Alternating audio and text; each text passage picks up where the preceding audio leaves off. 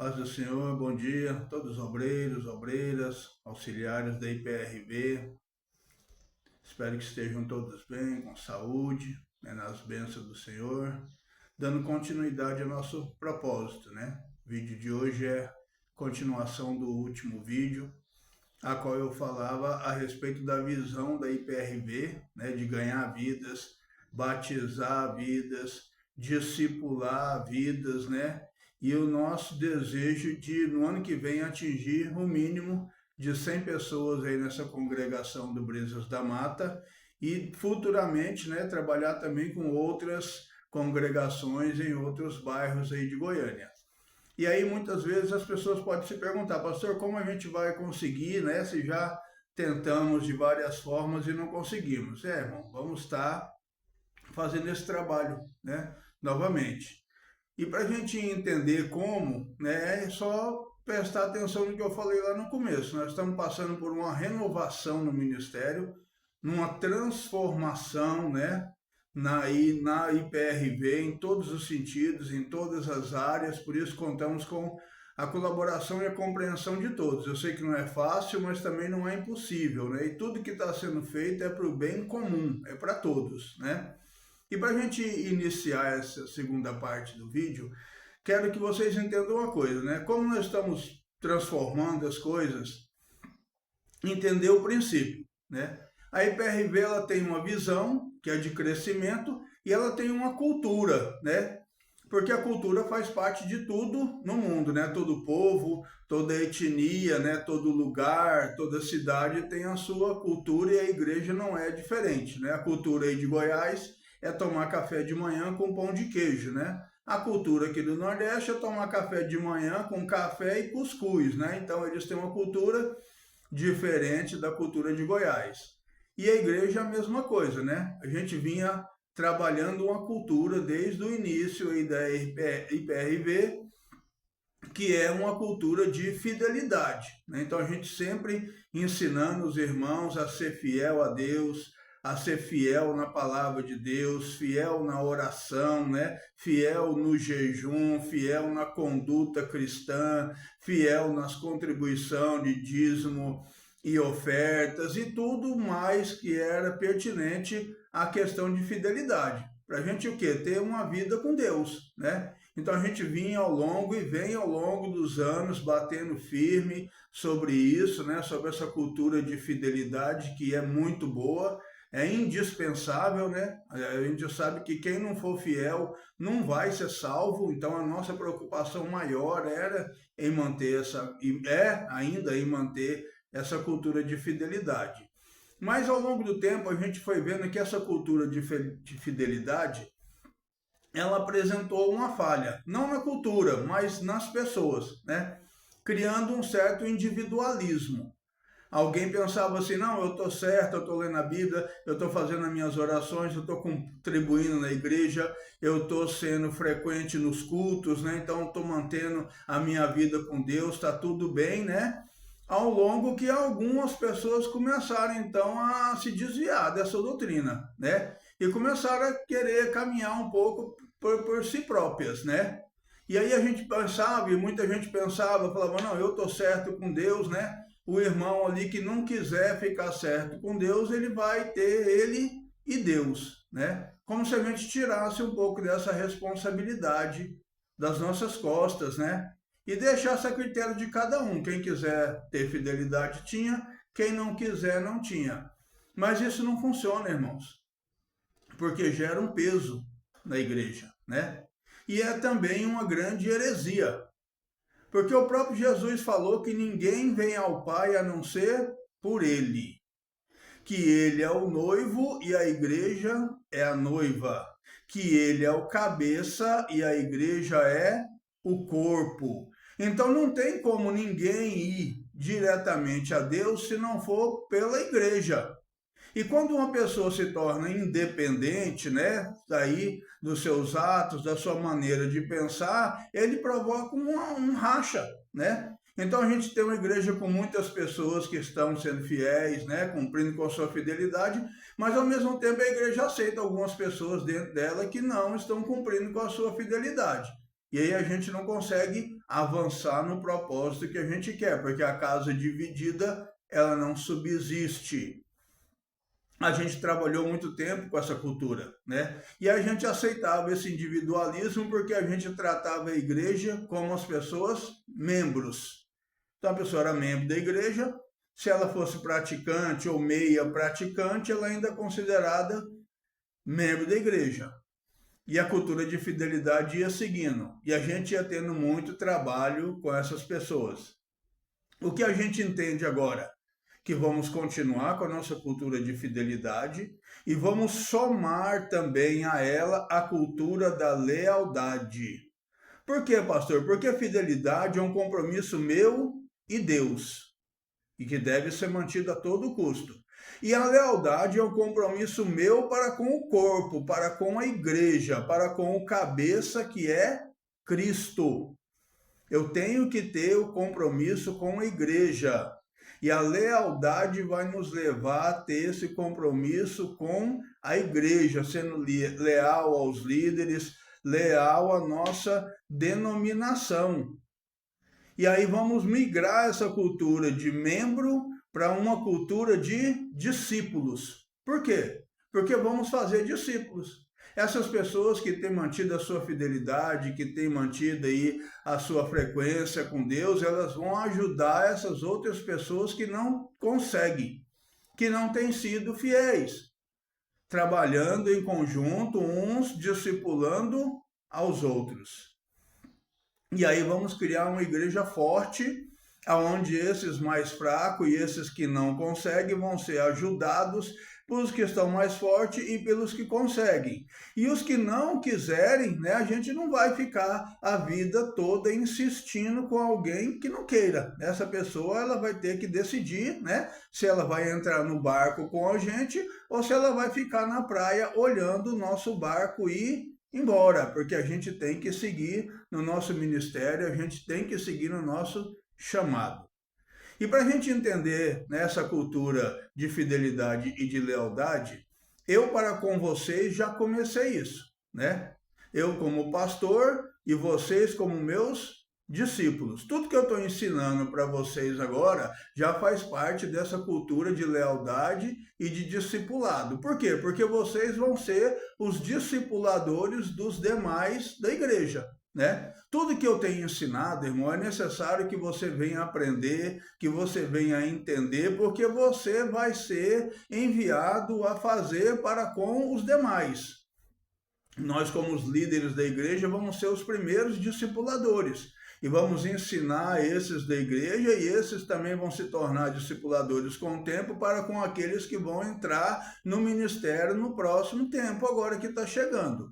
Então é uma cadeia, né? Uma corrente. Eu estou ensinando vocês, vocês estão sendo discipulados, vocês vão se transformar em discipuladores, né, à medida do conhecimento que for absorvido, vocês vão repassar esse conhecimento para os seus discípulos, que vão se tornar também discipuladores, e vão repassar essa mensagem, né, aos demais que vão chegar para a gente construir uma igreja forte, uma igreja com propósito, uma igreja com uma cultura firme, que não vai ser abatida, né, por nenhum lobo ou nenhum bode que porventura tentar entrar no nosso rebanho, ok? Para a gente prosseguir nisso, né? No que já foi iniciado. Eu como pastor, vocês como discípulos, né? Cultura de lealdade. Eu coloquei 3 princípios básicos para a gente começar a entender isso lá no Evangelho de João, no capítulo 10, a qual o próprio Jesus, né? Ele defende a doutrina de discipulado, ele é o discipulador, ele é o mestre, né? E os seus discípulos, né? Os seus seguidores são ali as ovelhas que ele fala.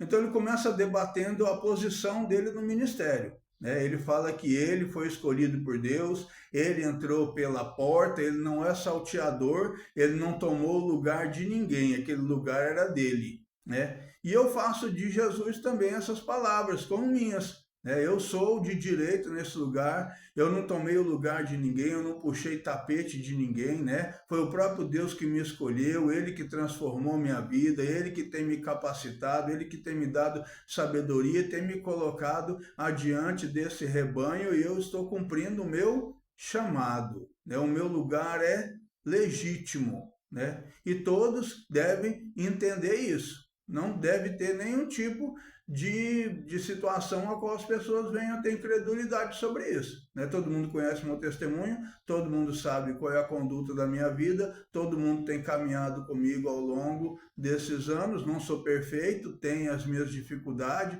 tive, né, momentos difíceis agora, no passado recente, mas graças a Deus estou firme, estou de volta para fazer esse trabalho à frente do ministério com vocês. A segunda questão é a questão da obediência, né? São 3 princípios. Primeiro, respeito. Segundo, obediência. O próprio Cristo vai falar que ele conhece as suas ovelhas, né? E ele tem todas ali no seu aprisco, que é o seu rebanho, e ele vai chamar uma por uma dessas ovelhas, e elas vão reconhecer a sua voz e vão obedecer. É o que nós estamos fazendo agora. Nós estamos chamando uma por uma pelo seu nome.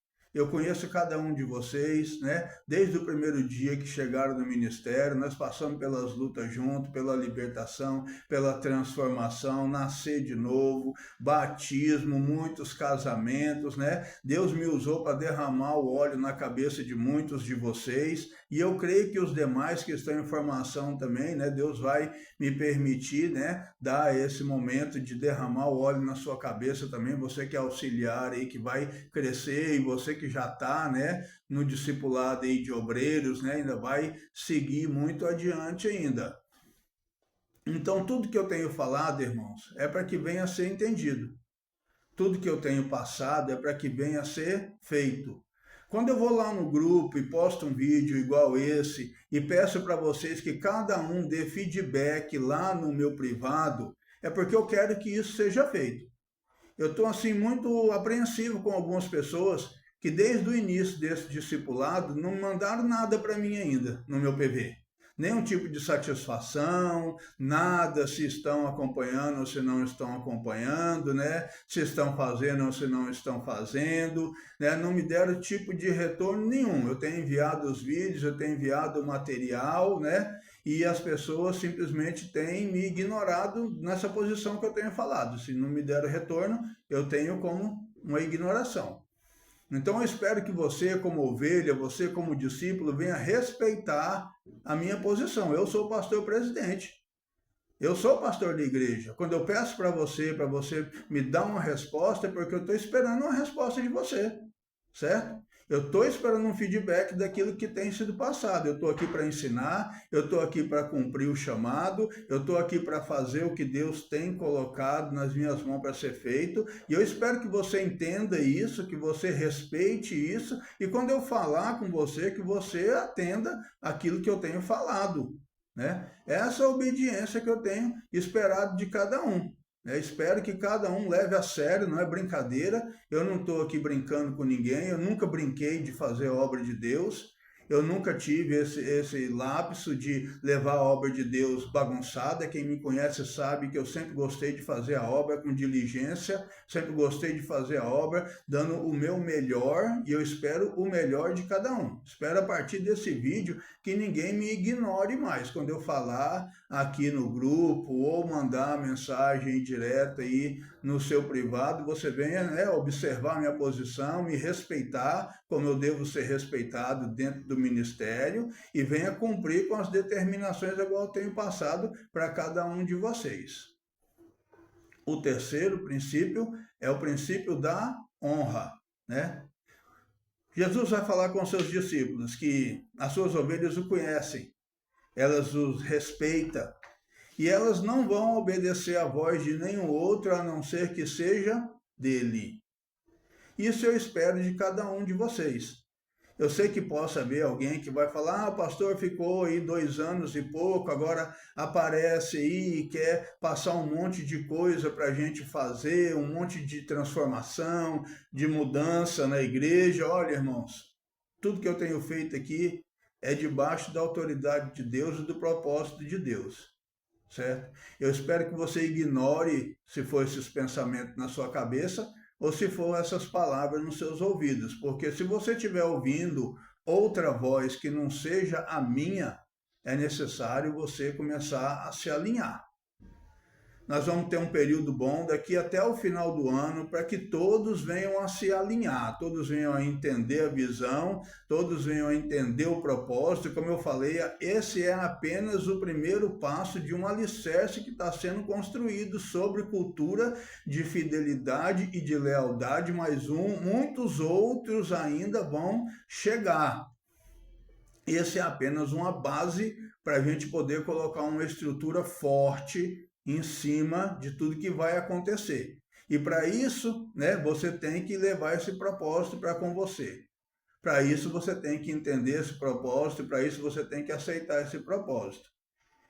E como honra, né, você deve seguir essa cultura de lealdade para comigo. Eu sou seu pastor, sou seu discipulador, você é a minha ovelha, você é o meu discípulo, nós estamos trabalhando juntos, certo?